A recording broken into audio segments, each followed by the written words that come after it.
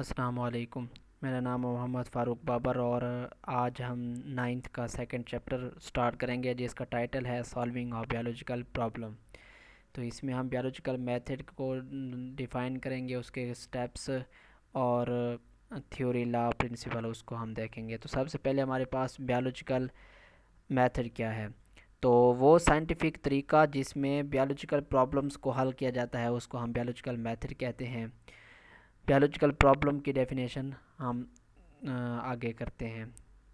اس کے بعد ہمارے پاس ہسٹری ہے بیولوجیکل میتھڈ کی۔ تو بیولوجیکل میتھڈ نے 500 سال پہلے سے اپنا کردار ادا کرنا شروع کر دیا تھا، اور گلیلیو کے ایکسپیریمنٹ جو کہ 1590 میں ہوئے تھے، اس کے بعد بیولوجیکل میتھڈ نے بیولوجی کے ڈیفرنٹ فیلڈز میں اپنا کردار ادا کرنا شروع کر دیا، جن میں میڈیسن ہے، ایکالوجی ہیں اور ٹیکنالوجی ہیں۔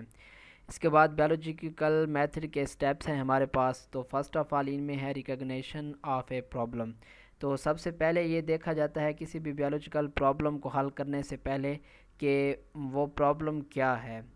تو بیولوجیکل پرابلم یا سائنٹیفک پرابلم وہ سوال ہے جو کہ ایک لیونگ آرگنزم، کسی بھی لیونگ آرگنزم کے متعلق ہوتا ہے، اور وہ سوال کوئی شخص یا تو بیولوجسٹ سے پوچھتا ہے یا وہ سوال خود بخود بیولوجسٹ کے ذہن میں آتا ہے، تو اس سوال کو ہم سائنٹیفک پرابلم کہتے ہیں۔ تو فرسٹ آف آل اس کی شناخت کرنا ضروری ہوتا ہے، اس کا پہلا سٹیپ ہوتا ہے recognition of the biological problem.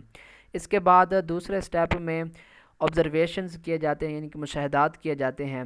تو آبزرویشنز 5 سینسز پانچ اعضائے حس سے کیے جاتے ہیں، جن میں ویژن ہے، ہیئرنگ ہے، اسمیل ہے، ٹیسٹ ہے اور ٹچ ہے۔ تو آبزرویشنز کی 2 ٹائپس ہوتی ہیں، جن میں کوالٹیٹیو ہیں اور کوانٹیٹیو ہیں۔ تو ان میں جو کوانٹیٹیو آبزرویشنز ہیں وہ مور امپورٹنٹ ہیں اور مور ایکوریٹ ہیں، کیونکہ ان کو ہم میجر کر سکتے ہیں، کیونکہ ہم ان کو ماپ سکتے ہیں اور ان کو ٹرم آف نمبرز میں ہم ریکارڈ بھی کر سکتے ہیں۔ تو اس وجہ سے ہمارے پاس جو کوانٹیٹیو آبزرویشنز ہوتے ہیں وہ زیادہ ایکوریٹ ہوتے ہیں بنسبت کوالٹیٹیو آبزرویشنز کے۔ تو اس کے بعد ہمارے پاس کوالٹیٹیو آبزرویشنز اور کوانٹیٹیو آبزرویشنز کی کچھ مثالیں ہیں۔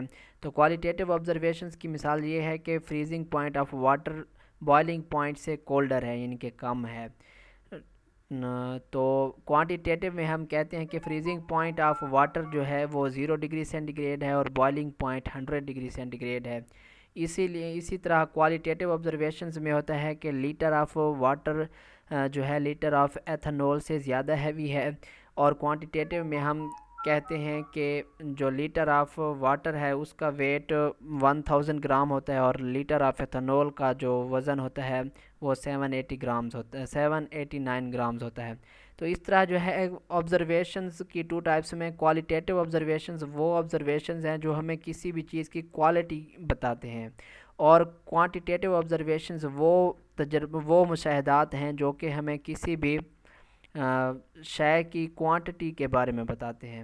اس کے بعد ہمارے پاس فارمولیشن آف ہائپوتھیسس ہے کہ آبزرویشنز کے بعد ہائپوتھیسس بنایا جاتا ہے۔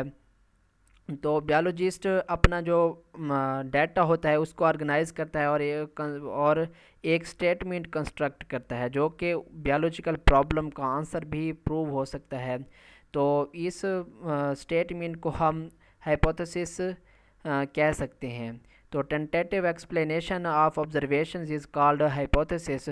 تو ہائپوتھیسس کو ہم ڈیفائن کر سکتے ہیں کہ یہ آبزرویشنز کی عارضی ایکسپلینیشن ہوتے ہیں۔ تو اس کے بعد ہمارے پاس جو ہائپوتھیسس ہم بناتے ہیں اس کی کچھ خصوصیات ہوتی ہیں۔ ان خصوصیات میں سب سے پہلے یہ ہے کہ یہ جنرل سٹیٹمنٹ ہونا چاہیے، یعنی کہ ہائپوتھیسس ایک عام سی سٹیٹمنٹ ہونا چاہیے۔ اس کے بعد یہ ٹینٹیٹیو آئیڈیا ہونا چاہیے۔